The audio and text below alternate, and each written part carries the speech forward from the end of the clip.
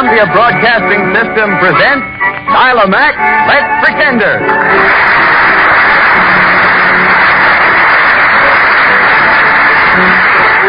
To the beloved music of fairy tales, once more the Columbia Broadcasting System invites young and old to join us in another visit to the magical land of make-believe. But before we start, here are two things for you to bear in mind. At the end of today's story, we have a most charming guest with us who brings you an important message. And then there's a special announcement about Let's Pretend, which you'll want to hear and remember. So be sure to stay tuned in until the very end of the program. And now, ladies and gentlemen, take over. Thank you, Mr. Conover. What's the story for today, Miss Secretary? Well, let's read the letter that tells us. Here it is. Dear Pretenders, our whole family are grateful to you for the pleasure and entertainment you bring to us. All your stories are delightful, but we have our most special favorite. Can you let us hear it? It's Princess Moonbeam, and how happy we'll be if you'll do it for us. Thank you. Oh, Princess Moonbeam is a grand story. It certainly is. Well, how about it, Pretenders? Shall we play it? All right. Paul Porter, Jr., I believe it's your turn to say how we'll travel to the land of make-believe. How about a flock of lions and tigers? Real wild ones? Roars, snarls, and everything. Well, okay. Every man for himself, and here they come. 1, 2, 3. Hi, Leo. Hold that tiger. Come on, Beth. Look out, Pony.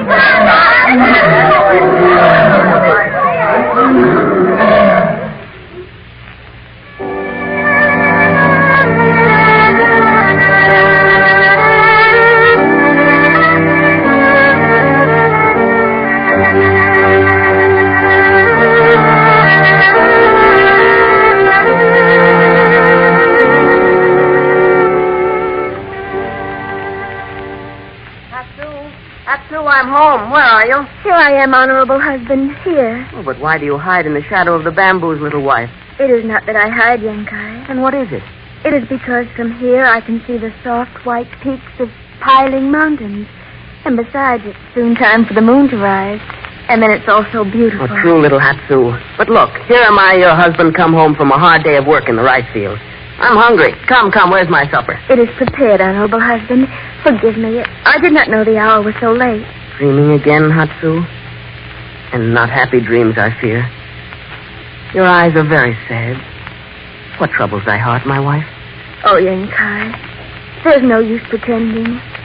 You know why my heart is heavy. I'm lonely for a baby to come to our house. Why?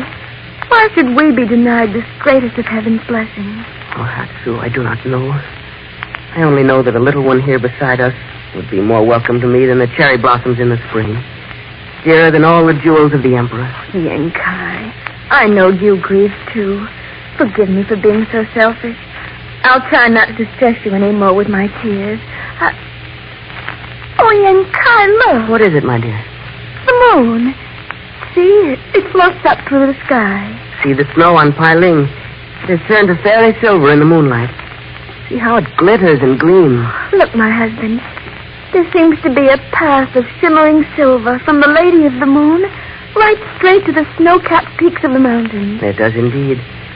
I've never seen it more beautiful. Do you know, my husband, somehow, when the silver moon rides high in the sky, it is then I am most happy. Why should that be so? I cannot say, Hatsu. But come, let us have our supper. And to cheer us up a bit, perhaps a wee drop of sake with our rice. How about it, shall we? Yes, Yankai. And I will not be sad. Excellent. And who knows, my sweet? Perhaps someday the gods will hear your prayers and bless us with a tiny little baby of our own. Amen to that, my husband. Amen.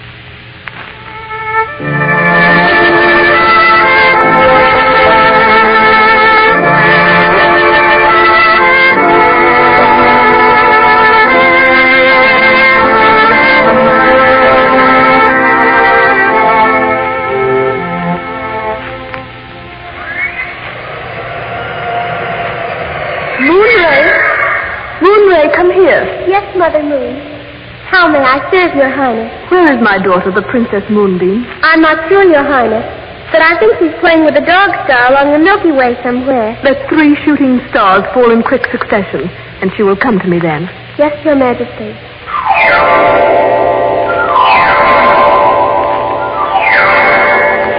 It is done, Majesty. Thank you. And Moonray, send some of your extra rays to touch those clouds above the lake with silver. There isn't quite enough on them. Yes, Majesty, Moon Mother. Here is the Princess Moonbeam, Your Highness. Oh, Moon Mother. I saw the signal of the shooting stars, and I knew you wanted me. Yes, my sweet Moonbeam. Stand here close to me, for I'm going to glide through these fluffy clouds, and I want you to hear what I have to say. Yes, Mother. I'll put my arm around you and glide with you. My sweet daughter, for months and months I have looked down upon the mortal earth below us and watched the people there in their hurrying and scurrying about. I have too, Mother dear.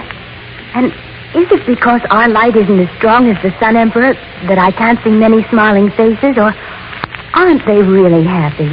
Few are really happy, my daughter. But I have watched one little couple particularly, Yenkai and Hatsu by name. They are very dear to me. Why, Moon Mother? Because they love children so, and they have none of their own. Oh, that's really too bad. Oh, that cloud almost separated us for a moment. Please tell me more about Yenkai and Hatsu. They would love a child, and that is what I want to talk to you about. To me, Mother? Yes. Though you are dearer to me than anything else I possess, it is my wish that you become mortal for a span of years, descend to the earth and make these people happy, comfort them, be their own child until I come for you. Will you do that? Why, yes, Mother Moon. If you wish me to, I will. It will be a happy adventure for you, my dear little princess. You will be changed to a mortal baby. You shall grow into lovely womanhood. Then, too, you will enrich their lives, and they will be content. But won't they be so very sad when I shall leave? I have thought of that, my dear. And here is my answer. Are people sad in the dark of the moon when I am on the other side of the world? No, because they know you'll come to them again. Exactly. How much better to have had the silvery light of the moon for a little while than never to know its beauty. And though they may lose its shimmering light, then in tender memories they cherish me until I come to them again. And so it will be with you. To have you and love you will be so much better for them than never knowing the love of a child. And when you have gone away, they too will know that someday, high up above their mortal world, they will be united with you again. But, Mother, you say I shall stay until I'm a grown woman. Yes, my dear. Isn't that an awfully long time to be away from you? As they measure time, yes. But how long have we shone over their village? How long have the stars twinkled in this sky? Without beginning or without end, Moon Mother? Then what can one span of human life matter to us, my little princess? We have already learned that life goes on and on like the stars. I will search you out each month when I ride high in the sky, and you will find the silver path that leads to me. And it is then that we shall touch hands without speaking, for there is no need to speak. I'll go gladly, Moon Mother, and do all that I can to make them happy. Very well. Soon Hatsu will come out of their little bamboo hut and pray to me. Then I shall put all my power into silvery light, and she will understand my answer. Then you, as a tiny mortal baby, will descend on the path of moonbeams to the top of Mount Pai Ling, and they will find you there, wrapped in silver gossamer and smiling, ready to be welcomed into their lives. Listen, I think Hatsu is speaking now. Our house is dark without a baby's smile. Our hearts are dead without a baby's laughter. Grant me this prayer. Send to me a little child that we may love and cherish and serve. Oh, honorable Lady of the Moon, hear me. Now is the time, my sweet.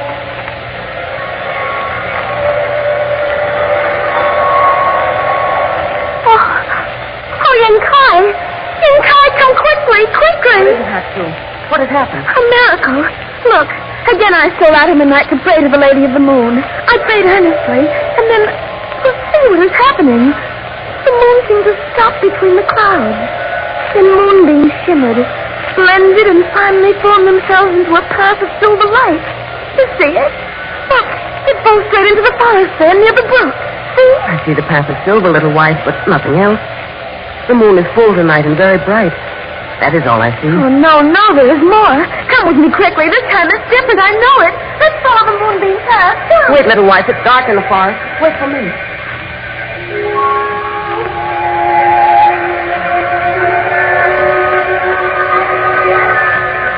Look. In Kyle, look. Where? What is it? Here. Here in the branches of a bamboo tree. Oh, my husband. Careful. Look. A baby. The most beautiful baby I've ever seen. Oh, my little one. Look at her wrappings. They are of moon film. Her eyes are like the stars in the purple sky. Oh, dainty little being. Who are you? I am Princess Moonbeam. Princess Moonbeam, my darling. And how is it you speak? Because I come from the ageless celestial kingdom. But how came you here, my precious little one? In answer to your prayers, Mother.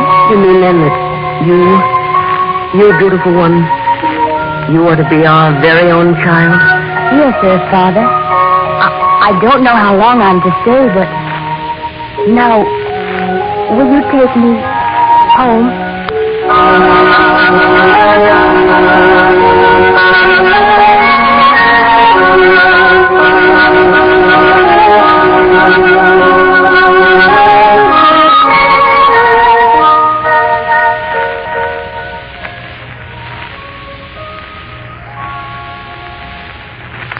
What, little Mother Hatsu?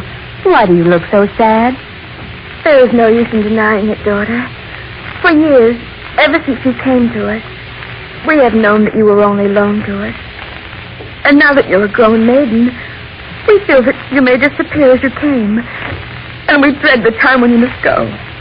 Are you sorry that I came to you? Would you rather never have had me here? Would someone blind now regret that he once had eyes to see the flowers, the sky, the stars? Oh, no, my darling. It's as your father said it. You have brought a lasting happiness that will warm our hearts always. And even though we knew that you were only loan to us, after all, isn't everything we have in this life just loan? We shall keep you as long as we are permitted, my princess. And when the time comes that you must go, we shall be as brave as we can. But always grateful for this blessing. What? Listen. I hear the sound of many horses. What? Oh, look, Moonbeam, it's the Emperor's retinue. Oh, young Kai. I suppose it's really His Majesty passing this way? Must be. Oh, they've stopped. Young Kai, a page is coming into the yard. Quickly see what he wants.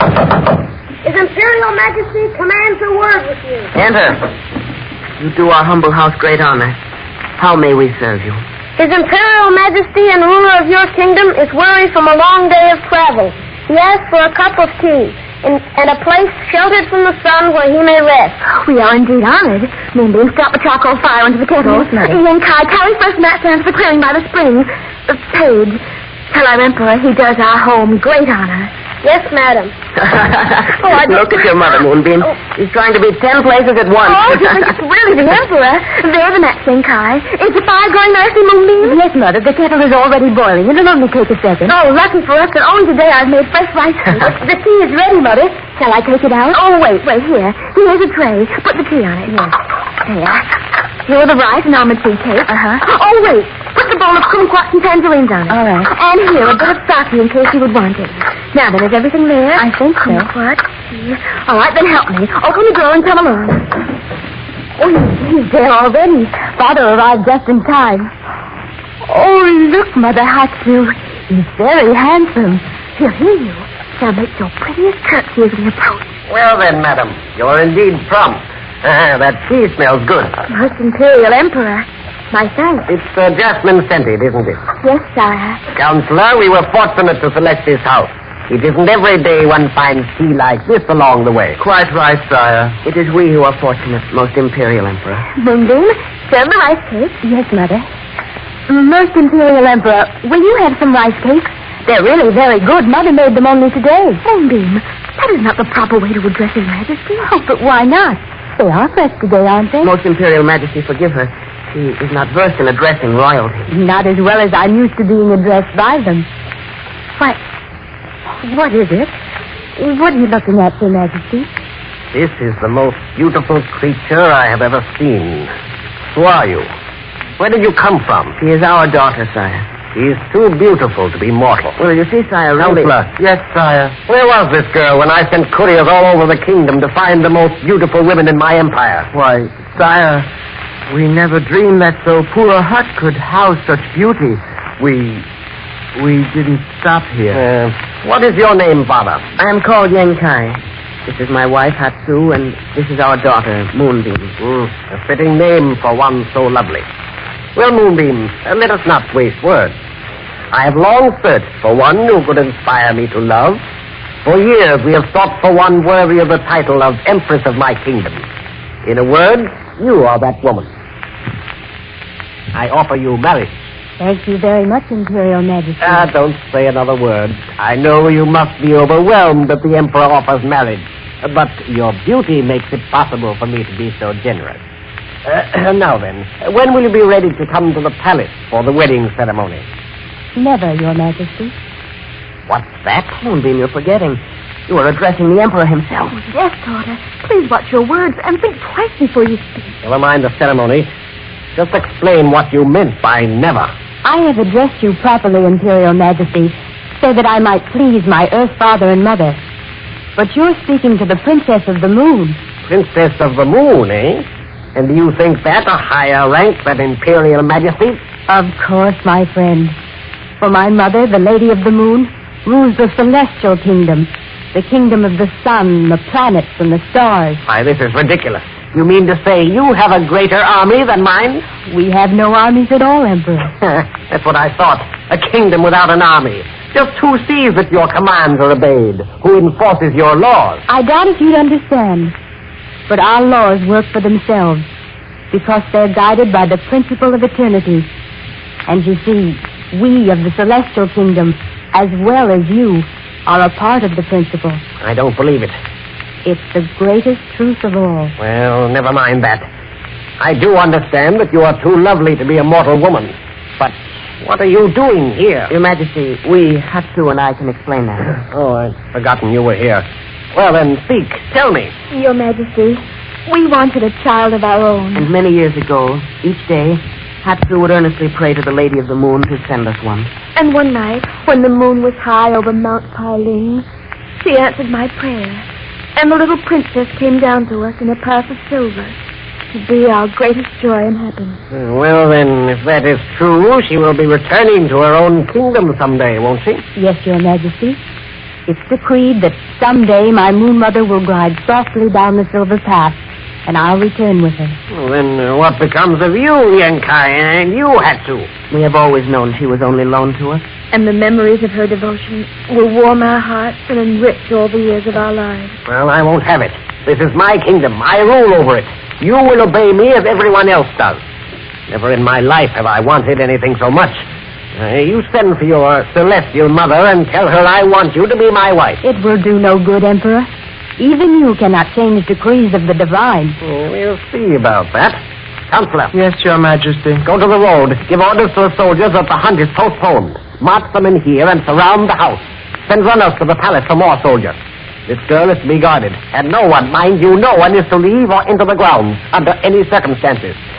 You understand? Yes, sire. Then see to it at once. And quickly, too. I want the house surrounded and the soldiers stationed at their posts before dark. So, tell the captain I want a special job. I must pray to you, Kai. I, too, feel as if something I know not what is about to happen. Don't be afraid, Mother Hatsu. I know that we're not in danger. The moon is just coming over Mount Pailing. It is brighter than usual tonight. Do you see that silver path beginning to form? Yes. Moonbeam, what does that mean? Does that mean your moon mother comes for you tonight, my daughter? I'm sure it does, my father. Moonbeam. Don't cry, little Mother Hatsu. But you are crying too, Moonbeam. Only because I can't bear to see you unhappy. There she is. The Lady of the Moon. Mother! Moon Mother! Yes, my daughter. I am here. It is time for your return. Dear Hatsu and Yenkai, do not grieve. We shall meet again, dear Earth parents of my princess.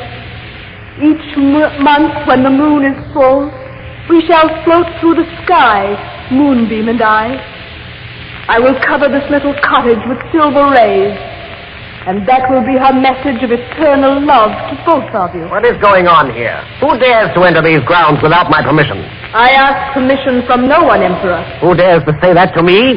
The Lady of the Moon. The very person I'm looking for. Soldiers, surround this person. Arrest her. Well, why don't you obey me? Because for the time being, Emperor, they are turned to stone. You can't do this. I want this princess to be my wife, and I intend to have her. Do you think by wanting something, Emperor, it is yours? You believe that might is right and no power is strong enough to resist it? And I've proven it. Just for a brief moment in the span of your life, my tyrant.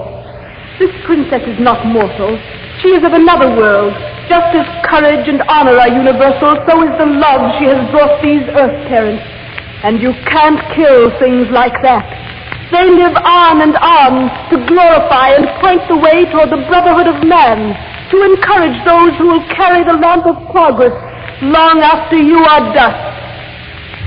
Come, my daughter. I command that you release... what's the matter? I can't move. I can't breathe. Because you too are turning to stone like your heart and these other soldiers. I can't speak. And this way you will remain, mortal man, until you learn that even you cannot change the course of the stars or stem the tides that will rise to defeat you. Are you ready, Moonbeam? Yes, Mother. Goodbye, Earth Father. We shall meet again. Goodbye, dear little Earth Mother Hatsu.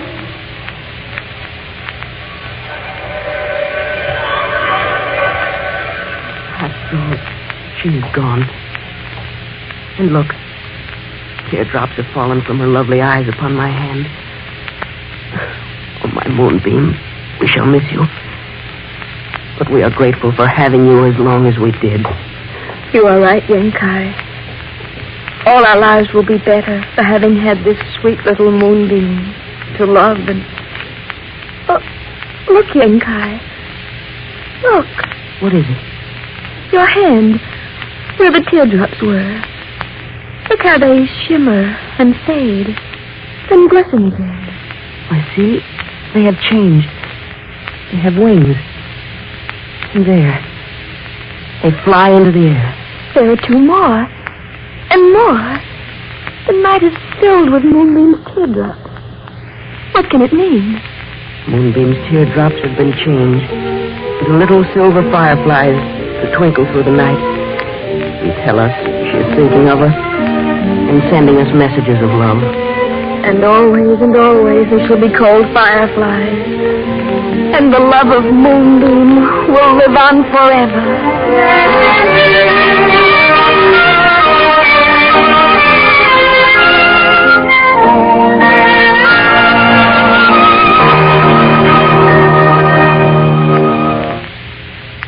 And so ends another chapter of Let's Pretend. And the story of the Princess Moonbeam has come to life. Was it your favorite? If not, write to Let's Pretend, and we'll try to make your favorite story come true. If you'd like to see this famous group broadcast, write for passes. Address all mail to Let's Pretend, care of the Columbia Broadcasting System, New York City.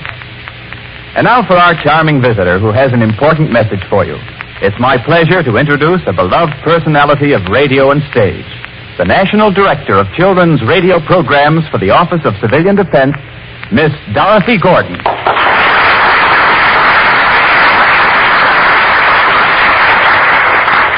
Hello, boys and girls.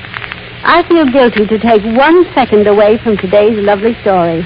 And yet, I know that all of you want to do everything you possibly can to help us win the war.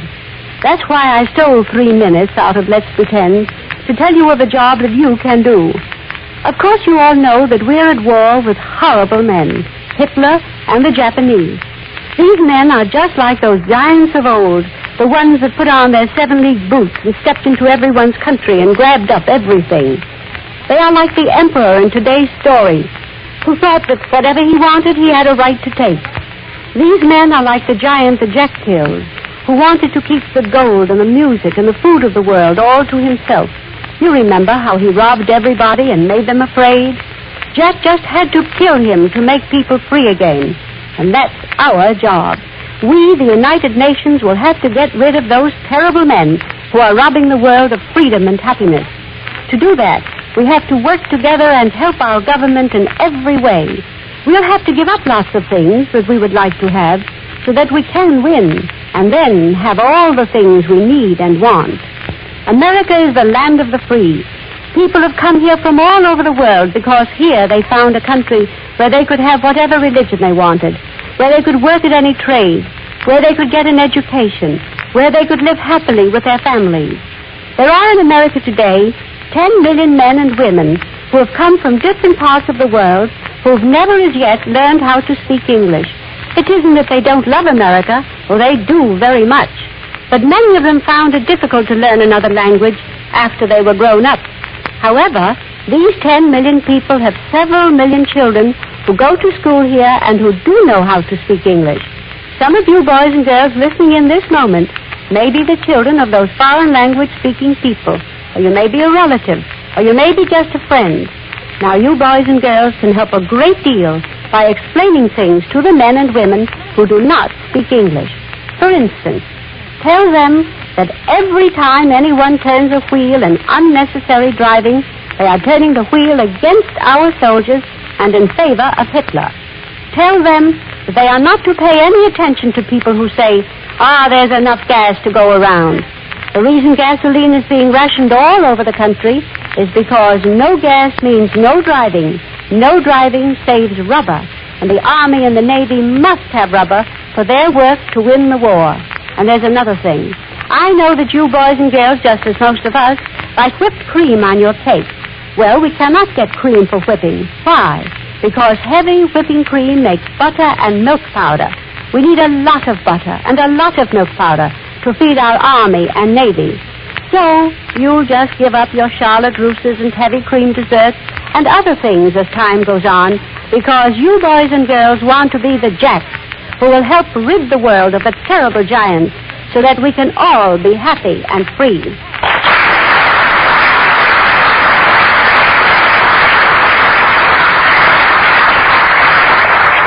Thank you, Dorothy Gordon, for speaking with us today. And now the pretenders identify themselves as the players in the story of Princess Moonbeam. The secretary of our letter department, Gwen Davies.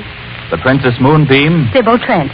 the Moon Mother, Miriam Wolfe. the servant Moon Ray, Betty Jane Tyler. Yen Kai, Kingsley Colton. Hatsu, Tricia Ryan. the Emperor, Arthur Anderson. his page, Paul Porter Jr. his royal counselor, Bill Lipton. and studio technician for Let's Pretend, Fred Hendrickson. These stories are dramatized and produced under the direction of Nyla Mack.